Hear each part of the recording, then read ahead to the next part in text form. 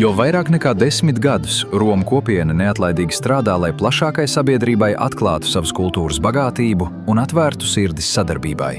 Nereti pietiek ar vienu siltu smaidu vai vienkārši rokas spiedienu, lai mainītu attieksmi, lai sāktu sarunu, laustu sen iesakņojušos mītus un aizsāktu draudzību, kas var ilgt visu mūžu.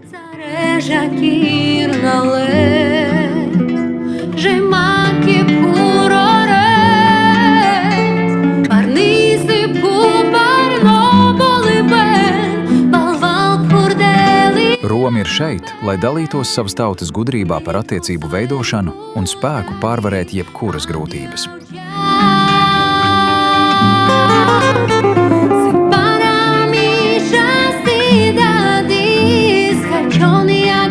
Tieši šis atvērtības gars ir Romanipē projekta cilvēciskais pamats.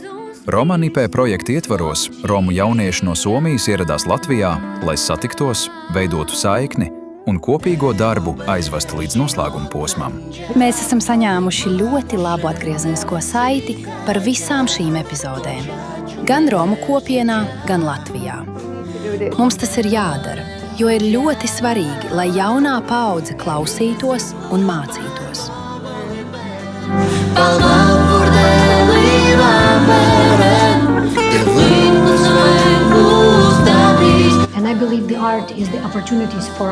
Un es uzskatu, ka māksla ir iespēja mums parādīt savu spēku, savu kultūru un savas tradīcijas caur glaznām.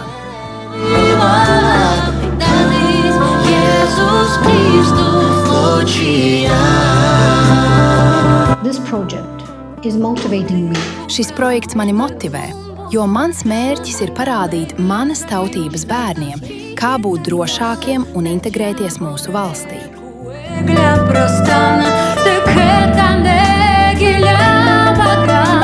Jau pirmajās dienās notika aktīva dalīšanās, ne tikai ar idejām, bet arī ar stāstiem, tradīcijām un draudzību.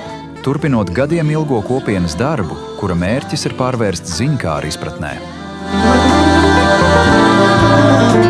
Uzturēšanās laikā grupa iepazina Rīgu, atklājot pilsētas vēsturi un noskaņu, vienlaikus iepazīstot citam citu ārpus projekta rāmjiem. Šie ikdienišķie brīži, kas balstīti uzticībā un cilvēciskā tuvībā, atbalsoja Romu kopienā dziļi iesakņojušos pārliecību, ka tieši patiesas tikšanās atver prātus un rada piederības sajūtu. Vizītes centrālais notikums bija noslēdzošās īpašās epizodes ieraksts Eiropas Savienības mājā. Jaunieši atklāti runāja par identitāti, kultūru un Romu dzīves daudzveidību Latvijā un Somijā, daloties pieredzē, ko veidojušas izturība un savstarpēja cieņa. Dažādu pieredžu balsis satikās gan klātienē, gan tiešsaistē, radot telpu dialogam, redzamībai un sadarbībai.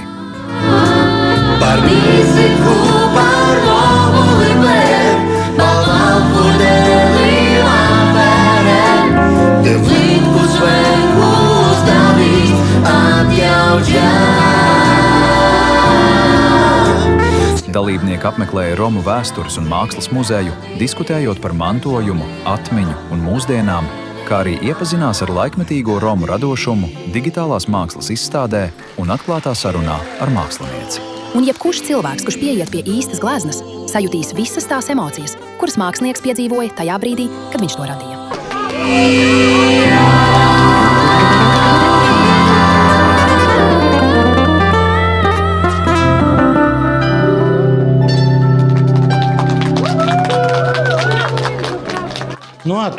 Bet šeit ir mūsu slavenie sportisti. Gerts Millers, Andreja Pirlo, Zlatans Ibrahimovičs, Taisons Fjūrijs, Juls Brinners, Rita Heivorta, Ava Gārdnere, Frenka Sinatras sieva un, protams, James Bonds, Timotijs Daltons. Timotijs Daltons taču bija kongresā?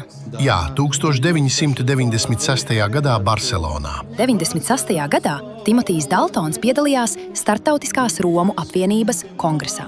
Wow!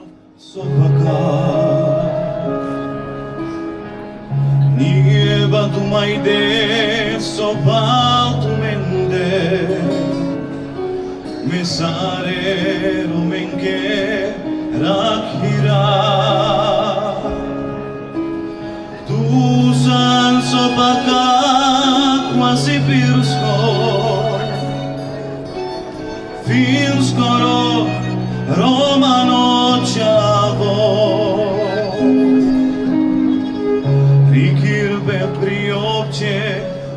свije dostojna,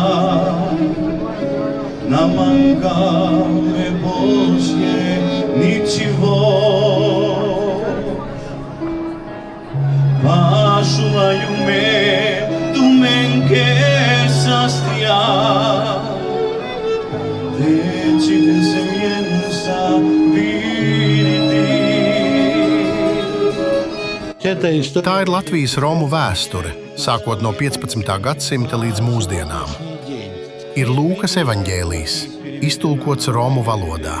Un tad, paņēmuši šo jauno kosmisko likumu, viņi devās to nest kopā ar neticīgo Tomu uz austrumiem un nonāca Indijā. Rasisko romano čavo, rikirbe priopće svijeta stojna. Ja 1000 gadu mēs bijām kā bezpajumtnieki, tad šeit mums parādījās tāda kā māte – Indija. Un Indija šodien ļoti strauji attīstās ekonomiski. Un ja tā mūs paņems savos apskāvienos zem sava spārna, tad, protams, mūsu liktenis krasi mainīsies. Viņus interesē 20 miljoni romu, kas dzīvo Eiropā, jo tie nav indieši. Tie ir cilvēki, kas Eiropā dzīvo jau 500 gadus. Katrā valstī viņiem ir sava ietekme, savs loks, savas pazīšanās ar uzņēmējiem, politiķiem, un mēs tagad esam nolēmuši izveidot tādu tiltu – Indija un Eiropas Romi, jo Indijai ir problēma. Viņus nelaiž Eiropas tirgū, un caur Romiem viņi var iekļūt šajā Eiropas tirgū. Tas nozīmē, ka tas ir izdevīgi visiem. Indija nonāk Eiropas tirgū, Eiropa noņem no sevis šo spriedzi par Romu problēmām, bet Romi atrod savu nišu un sāk būt nevis lūdzēji, bet devēji. Tātad šajā darījumā ieguvēji ir visi. Mankame Božje ničivo.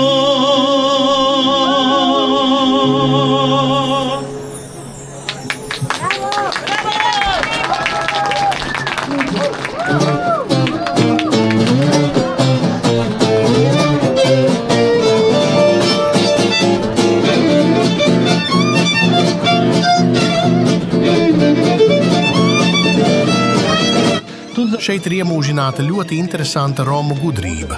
Nav ceļa uz laimi, pats ceļš ir laime. Jo, kad tev ir mērķis, un tu ej uz šo mērķi, tev deg acis. Tāpēc mēs sakām viens otram, esiet ceļā, un jūs būsiet laimīgi.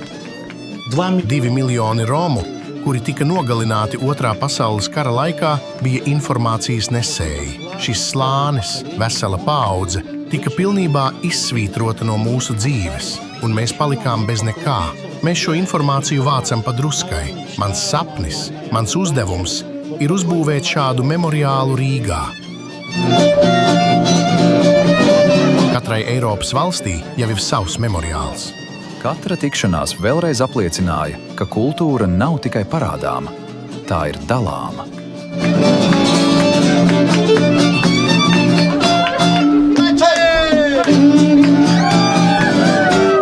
Vizīte noslēdzās ar mūziku, jo neviena Romu satikšanās nav iedomājama bez tās.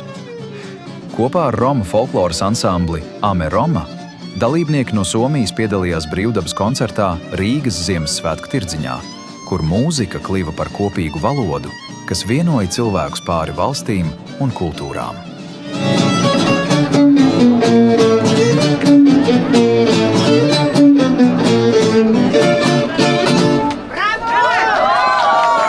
Erasmus Plus atbalstītais Roman IP projekts ir kas vairāk nekā podkāsts vai viens notikums.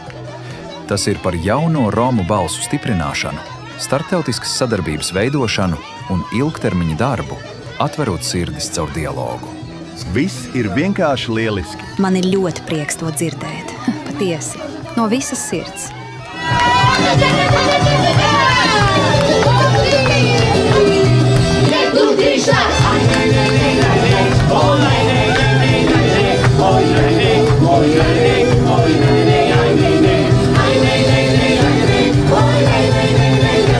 Šīs dienas Rīgā nebija noslēgums. Tās bija ceļa turpinājums, kas dzīvo tālāk cilvēkos, saitēs un draudzībās kas šeit tika stiprinātas. Lai, lai, lai, lai, lai.